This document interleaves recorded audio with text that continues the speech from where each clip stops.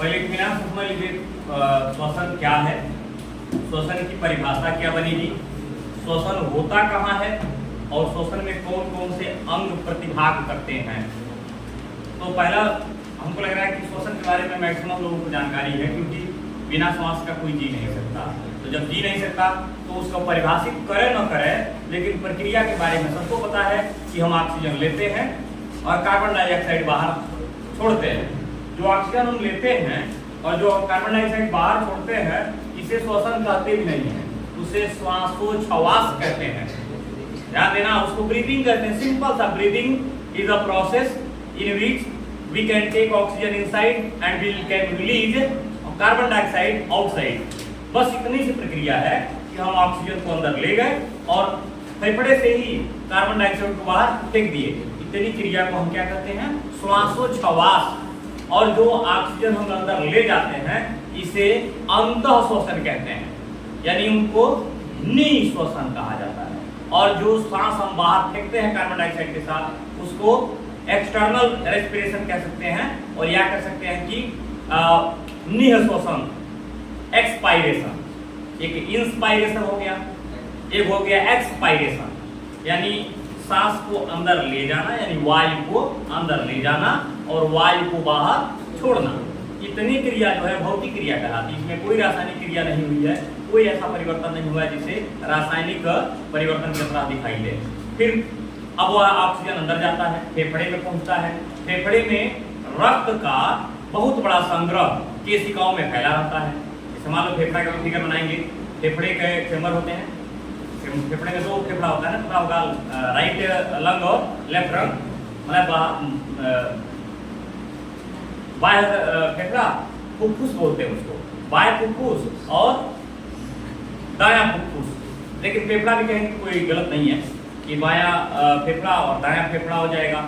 उन फेफड़ों के अंदर कईयों हजार छोटा छोटा चेम्बर होता है। उस चेम्बर को वायु कोश कहते हैं, एल्वेलाई बोला जाता है।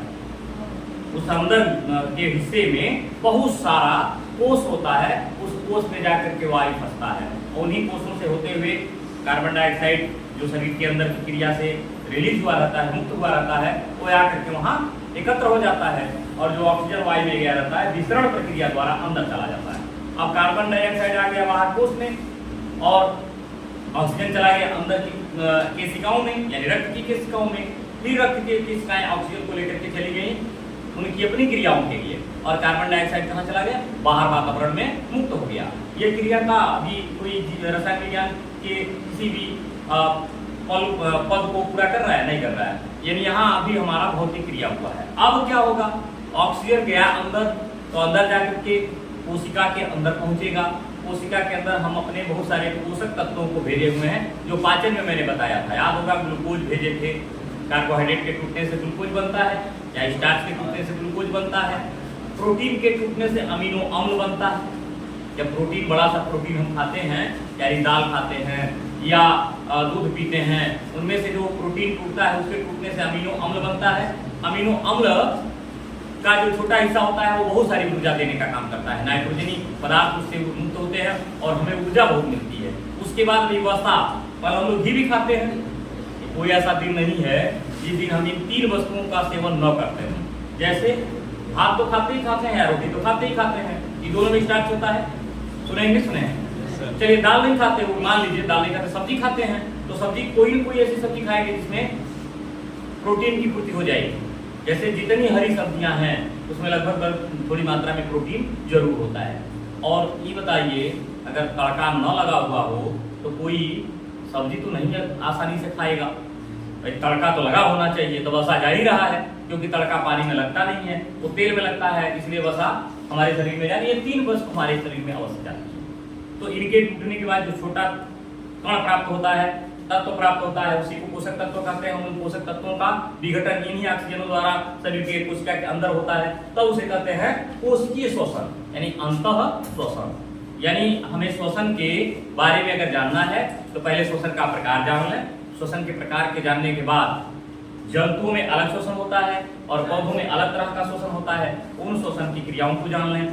उसके बाद तब श्वसन तंत्र के बारे में जानकारी होगा। सबसे पहले आते हैं श्वसन क्या है। तो ऑक्सीजन द्वारा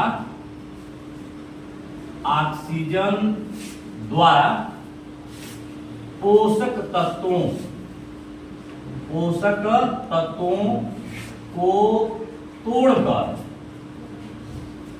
तोड़कर ऊर्जा प्राप्त करने की प्रक्रिया को श्वसन कहते हैं। अब इसमें जो रासायनिक समीकरण मांग रहा है, मान लीजिए हमको ग्लूकोज मिल गया। ग्लूकोज का सूत्र C6H12O6 होता है। ग्लूकोज मिल गया और ग्लूकोज को हमने ऑक्सीजन से तोड़ दिया। ऑक्सीजन से तोड़ा तो इसके लिए कुछ एंजाइम काम करते हैं, इन्हें हम श्वसन एंजाइम कहते हैं। श्वसन एंजाइम, इन एंजाइमों से इनको तोड़ा जाता है, इससे यह क्रिया उत्प्रेरित होती है और बनता है कार्बन डाइऑक्साइड, जल और ऊर्जा। ये तीन वस्तुएं इसमें से निकलती हैं। अगर इसे 6 करना है तो संतुलित हो जाएगा, अर्थात ग्लूकोज का ऑक्सीजन द्वारा जारण होता है, ऑक्सीकरण होता है या तोड़ने का काम होता है, जिससे कार्बन डाइऑक्साइड मुक्त होती है, पानी मुक्त होता है और उसके बाद ऊर्जा भी मुक्त होती है। ऊर्जा हमारे शरीर के सभी क्रियाओं के लिए इस्तेमाल हो जाती है, चली जाती हैं। पानी हमारे शरीर में जहां एक्स्ट्रा संग्रह होता है इसका, यानी जहां इसका फिल्टरेशन होता है, परानिस्यंदन होता है, जैसे इसको हम किडनी कह सकते हैं, तो पानी वहां चला जाता है और शरीर के और हिस्सों में दौड़ने का काम करता है। कार्बन डाइऑक्साइड वहीं से तुरंत सीरा में चला जाता है, यानी रक्त में फिर मिल जाता है और जो रक्त ऑक्सीजन लेकर के गया था उसे हम ऑक्सी हीमोग्लोबिन कह रहे थे। अब जो वापस आ रहा है उसको कार्बोक्सी हीमोग्लोबिन कहेंगे। यानी गया था तो चटक लाल रंग था उसका, जब आ रहा है तो चटक नहीं रहा, मटमैला हो गया है, यानी थोड़ा हल्का नीला हो गया है। अब वह कार्बोक्सी हीमोग्लोबिन बनकर के कहाँ आ जाएगा, फिर फेफड़े के पास आ जाएगा और फेफड़े के पास आकर के उसे छोड़ देगा और वहां से ऑक्सीजन लेकर के शुद्ध होते हुए फिर हृदय में आ जाएगा और हृदय से आगे जहां उसको जाना है उसकी सप्लाई होती रहेगी। तो अब श्वसन का यह परिभाषा कंफर्म हो गया कि ऑक्सीजन द्वारा पोषक तत्वों को तोड़कर ऊर्जा प्राप्त करने की प्रक्रिया को श्वसन कहते हैं। बहुत इजी परिभाषा है कि पोषक तत्वों का ऑक्सीजन द्वारा विघटन हो जाए और उस विघटन से ऊर्जा प्राप्त हो जाए, इसलिए इस पूरी प्रक्रिया को श्वसन कहेंगे। श्वसन का प्रकार अगर देखें तो श्वसन दो प्रकार का होता है। श्वसन के प्रकार ऑक्सीजन की उपस्थिति के कारण कहेंगे कि ऑक्सीजन के आधार पर इसका प्रकार जो होता है, एक होता है अवायवीय श्वसन। अवायवीय श्वसन, अवायवीय मतलब नॉन एरोबिक, एनाएरोबिक, एनाएरोबिक रेस्पिरेशन इसका एक और नाम है, इसको फर्मेंटेशन भी बोलते हैं।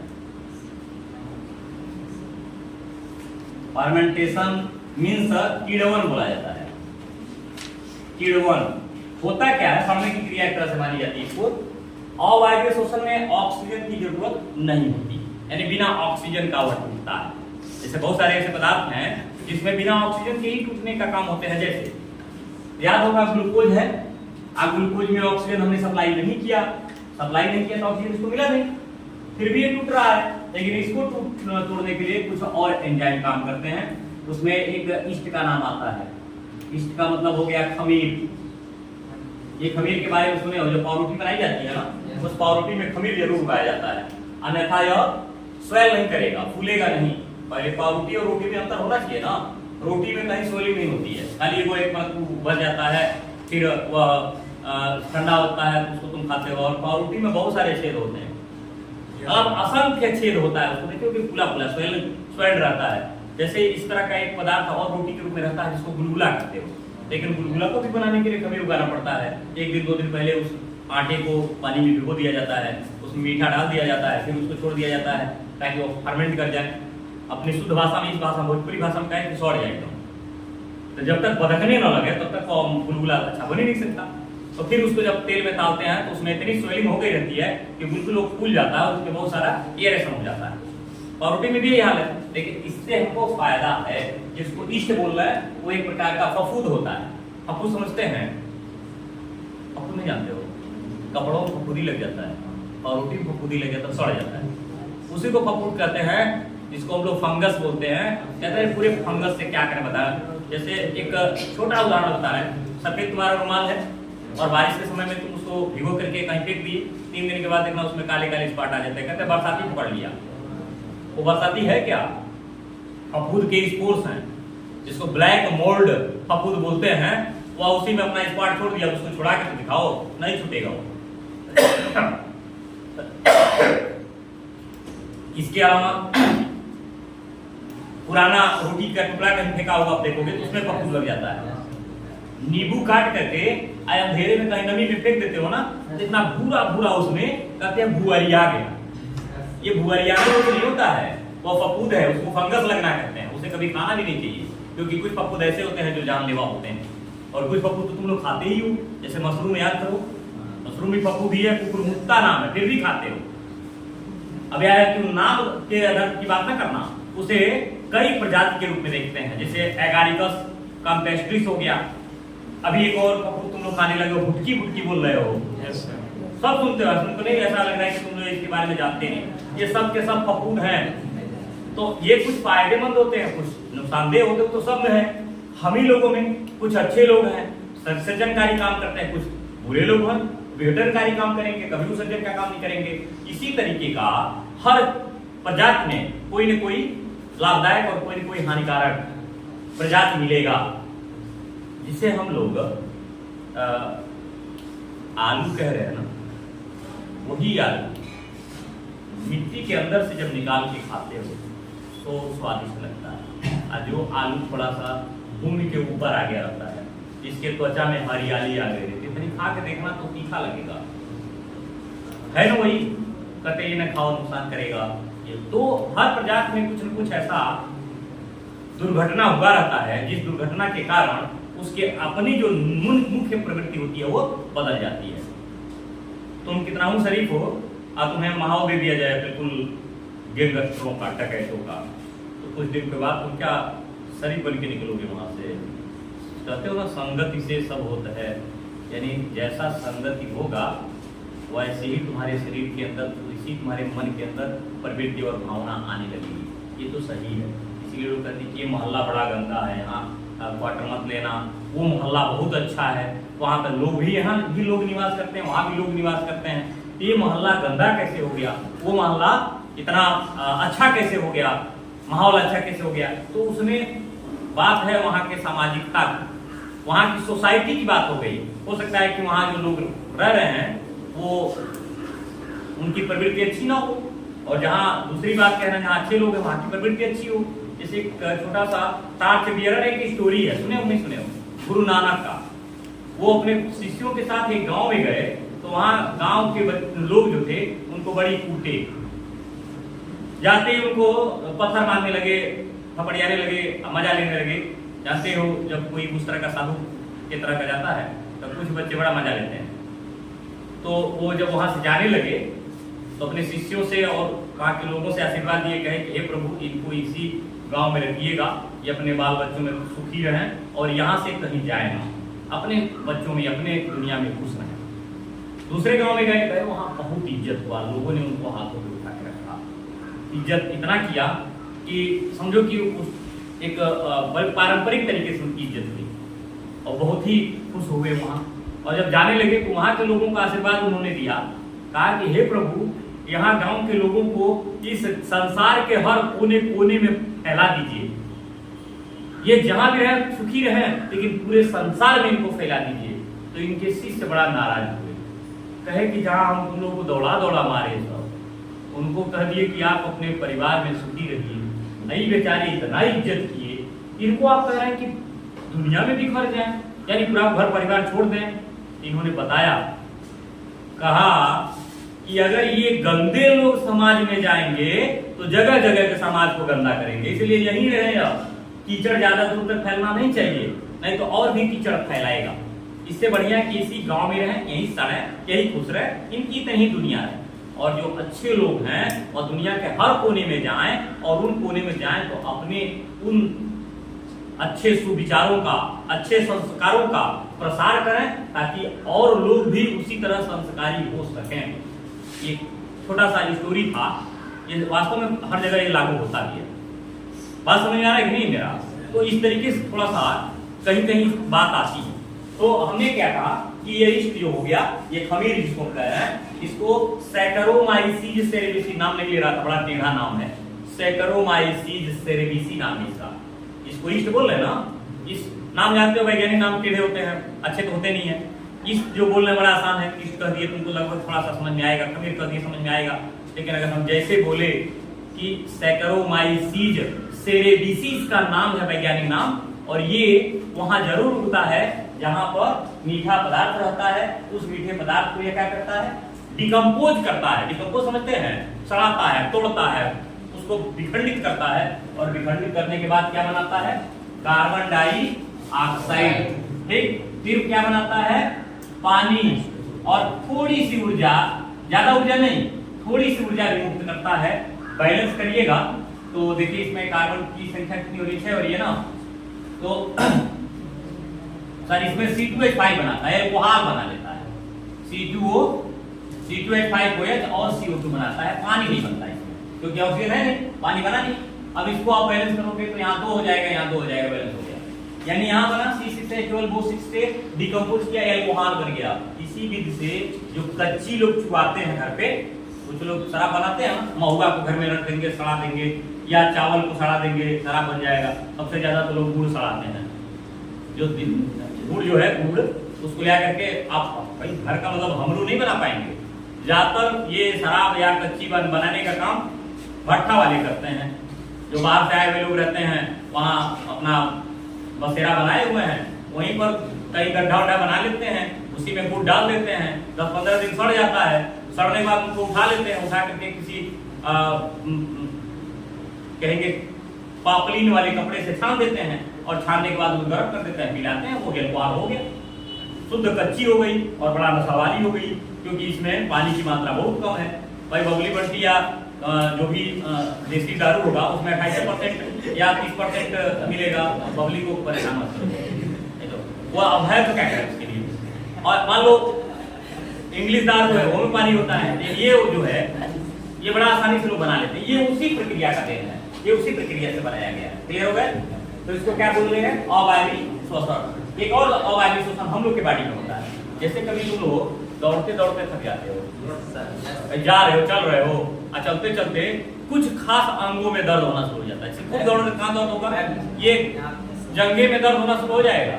छाती वाली जो मशीन है, चारा वाली मशीन, उसको ऐसे करते हो तो यहाँ दर्द होना शुरू हो जाता है। देखे होगे ऐसा, लिखते हो तो यहाँ दर्द होने लगता है, कहेंगे ये एक पार्ट में क्यों दर्द हो रहा है। जहां तुम ज्यादा वर्क करोगे वहां ज्यादा ऊर्जा खर्च होगी कि नहीं होगी, और जब ज्यादा काम कर रहे हो, ऑक्सीजन तुम्हारा उतना ही जा रहा है जितना चाह रहा है, तो बॉडी में तुम उसको कंज्यूम कर रहे हो, उसको खर्च कर रहे हो, लेकिन जिस हिस्से में बहुत काम कर रहे हो वहां तो ऑक्सीजन उतना नहीं जा रहा है, ज्यादा ऑक्सीजन तो जा नहीं रहा है। तो जब ज्यादा नहीं जा रहा तो थक गया, अब वो लैक्टिक एसिड बना दिया, लैक्टिक एसिड, और लैक्टिक एसिड जब बनेगा तो वह पार्ट तेजाब एसिड बोल रहे, दर्द करेगा, और इसी को थकान कहते हैं। यानी जब जहां जिस हिस्से में दर्द शुरू होने लगे काम की वजह से, उसे फटीग बोला जाता है, उसे थकान कहते हैं। और उस थकान को दूर करने के लिए आराम की आवश्यकता होती है। फिर आराम करेंगे तो वो अंग रिलैक्स हो जाएगा, और रिलैक्स हो जाएगा फिर उसकी ऑक्सीजन की पूर्ति हो जाएगी, और वो ग्लूकोज टूट करके क्या बना रहा है, कार्बन डाइऑक्साइड बना रहा है, जल बना रहा है और ऊर्जा दे रहा है। अन्यथा उसके पहले जो क्रिया हो रही थी कि वही ग्लूकोज टूट करके लैक्टिक एसिड बना दे रहा था। तुमको एक बात बता दूं, अभी हमें जब कोई भारी काम करना है, यानी एनर्जी वाला काम करना है, तो कभी दही नहीं खाना चाहिए। क्यों बताओ, दही का ही तो नाम लैक्टिक एसिड है। तो पहले तुम दही खा करके अपने शरीर में जब ले जाओगे तो पहले तुम थकान की अवस्था में चले जाओगे। अर्थात हमें हमेशा सक्रिय रहने के लिए, मान लो तुम पढ़ना चाहते हो तो दही खा के ना पढ़ो, दही खा के जाओ कहीं अलग बात है, लेकिन आराम से बैठना हो तो दूध पियो। रात में दूध पढ़ने के पहले लोग कहते हैं गिलास दूध गर्म पानी गर्म पी लीजिएगा, हल्का अगर जो आपको गाढ़ा है तो उसमें पानी मिला के पी लीजिएगा। ये भी सुने होंगे, ये नहीं एकदम गाढ़ा सही है, वसा नहीं पचता है। जैसे बालिकाओं को दूध पीने के लिए जब कहा जाता है तो उसमें जरूर कहा जाता है कि अगर ये गाढ़ा दूध है तो उसमें थोड़ा सा पानी मिला करके फिर अच्छा से गर्म करके पियो, उसे फायदा होगा, क्योंकि वसा जो है डिजॉल्व कर जाएगा। यानी हमें दूध पी के करके ही कोई भारी काम या सक्रिय काम करना चाहिए। अब सूप बनाना हो अलग बात है, दही चाट के जाओ, उसी में एक एक कटोरा खा के जाओ, पता चलेगा यहाँ परीक्षा देने जा रहे हो तो चाप करके सोओगे, परीक्षा कम लोगे। अच्छा ये भी सुने होगे, हम लोग बड़े लेवल पे काम करते हैं, जैसे जब कोई बहुत तेज बोलना चाहता है, हम अगर दही खा के आके बोले ना तो 1-1 घंटा के बाद मेरा गला बस बैठ जाएगा। ऐसा तो सुनते आ रहे हो। इसका मतलब है भाई बोल रहे हैं तो हमारा इसमें थकान कहाँ होगा, गले में, कंठ में। तो ऑलरेडी वहीं पर दही जब ला के जमा कर देंगे तो लैक्टिक एसिड तो पहले से देती है, और एक लैक्टिक एसिड शोषण के द्वारा बन रहा है, तो दोनों जगह की मात्रा बढ़ जाएगी और तुरंत हम थकान में आ जाएंगे, तब बोल नहीं पाएंगे। यही है, ये बात मन में होना चाहिए। और यहाँ भी तुम्हारे सामने बिल्कुल आ रहा है कि हम ग्लूकोज को तोड़ रहे हैं, या तो ग्लूकोज यहाँ अल्कोहल बनेगा या तो बॉडी में बनेगा तो लैक्टिक एसिड बनेगा, और दोनों ही क्रिया को क्या कहेंगे, अवायवीय श्वसन। आइए दूसरा श्वसन जो बताते हैं वह है वायवीय श्वसन। वायवीय श्वसन एरोबिक रेस्पिरेशन है, एरोबिक रेस्पिरेशन। इनमें तो तुमको दिखाई दे रहा है, यहाँ बनाए हुए हैं, इसमें ऑक्सीजन की आवश्यकता होती है, यानी हर हाल में इसमें ऑक्सीजन चाहिए। ऑक्सीजन द्वारा श्वसन, इसमें कह रहा ऑक्सीजन की आवश्यकता नहीं थी, लेकिन यहाँ ऑक्सीजन की आवश्यकता है। और ऑक्सीजन की आवश्यकता है तो मान लो तुम सबसे आसान और सबसे जल्दी विघटित होने वाला पदार्थ क्या शरीर में ले जाते हो, ग्लूकोज। यानी अभी तुमको पता होगा कि जब भी तुम कहीं बाहर से वर्क करके आते हो तो तुम्हें क्या दिया जाता है, नमक दिया जाता होगा, गुड़ देते हो, मीठा, मतलब कोई मीठा देते हैं, हालांकि नियम गुड़ का ही होना चाहिए था। लोग पहले जमाने में गुड़ ही देते थे, आज फैशन का दौर है, गारंटी की इच्छा न करें, आप जल्दी से जाने के लिए तैयार हैं। भाई बिस्किट में क्या होता है, बारात होता है, बैल खाता है, भैंस खाती है, तो जैसे तुम घर पहुंचते हो वैसे तुमको भैंस बना के दे लो बाबू बिस्कुट खाओ, हाँ, तुम चाव से खाते हैं, तुमको गुड़ दे दिया जाए तो पहले ही तुम मम्मी पापा पे नाराज जाओगे, जो भी देगा करिए चलिए कि खाइए, हाँ, और जो फायदे वाला आप नहीं खाओगे तो हम भी जानते हैं, हम भी नहीं खाएंगे। लेकिन हाँ ये पक्का है, ये पक्का है कि जितनी शरीर को नुकसान करने वाली वस्तुएं हैं वो बहुत ही अच्छी लगती हैं, मन को भी अच्छी लगती हैं, आंख को भी अच्छी लगती हैं, सही है ना। जैसे लोग चिल्ला के बोल रहे हैं कि मैगी हमारे शरीर में कैंसर क्रिएट कर रहा है, तो इस समय प्रचार आ रहा है कि मैगी जो है वह बरसात में खाने में बड़ा मजा आता है। हाँ, बरसात की मैगी वो है मैगी, और जिस मैगी को खाने के बाद लीवर शोथ होना कंपलसरी है, होगा ही होगा। लीवर शोथ मतलब लीवर वर्क कम करेगा, पाचन की क्रिया डिस्टर्ब होगी, इसमें कहीं न कहीं डीएनए डिस्टर्ब होगा, कैंसर होना तय है, आज नहीं तो कल को होगा ही होगा। पाचन की क्रिया के लिए पित्ताशय की थैली पर इसका अटैक होगा, बिना कुछ किए पित्त में कैसे डिसऑर्डर आ गया भाई, आग्नेयाशय काम नहीं करेगा, अर्थात डायबिटीज होगा ही होगा। मतलब इतना बड़ा बीमारी होने के बावजूद भी बरसात के मौसम में मैगी खाना चाहिए, प्रचार में आ रहा है ना, तो उसके आगे पीछे मत घुमा करो। तो ये चीजें जो है यहाँ ग्लूकोज ले लिए, ग्लूकोज में क्या डाले, ऑक्सीजन से क्रिया हुआ, अब क्रिया के बाद क्या बना, कार्बन डाइऑक्साइड पानी बना, और क्या बोले थे मालिक को, ऊर्जा बना। यानी इसमें हर हाल में ऑक्सीजन चाहिए। यह जो वायवीय श्वसन होता है, यह श्वसन ऑक्सीजन की उपस्थिति में होता है।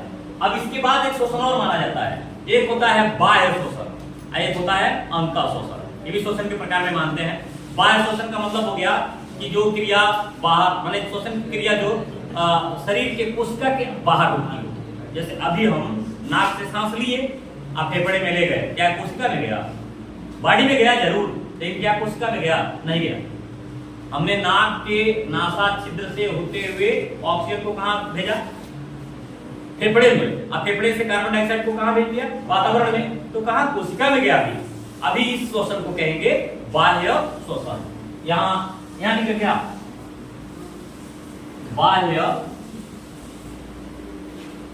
बाह्य श्वसन,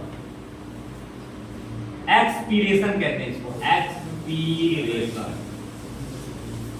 यह बाह्य श्वसन हो गया, यानी बाहरी वायवीय भाग में, वायवीय भागों में श्वसन, और एक श्वसन होता है जिसको अंतः श्वसन कहते हैं। अंतः श्वसन, इंस्पिरेशन या इंटरनल रेस्पिरेशन, इंटरनल रेस्पिरेशन। यहां ध्यान देना, इंटरनल रेस्पिरेशन का मतलब हो गया अब कोशिकीय श्वसन, यानी एक और नाम है, उसका नाम है कोशिकीय श्वसन। और कोशिकीय श्वसन जो है वह फेफड़े के अंदर से होते हुए अब कोशिका के अंदर जा रही है, यानी कोशिका के अंदर जिस श्वसन क्रिया को हम देखते हैं वह श्वसन क्रिया क्या कहलाती है? आंतरिक श्वसन कहलाती है, अंतः श्वसन कहलाती है, और वह कोशिकीय श्वसन के नाम से भी जानी, यानी सेलुलर रेस्पिरेशन हो गया। क्लियर हो गया? इसमें किसी को कोई डाउट नहीं?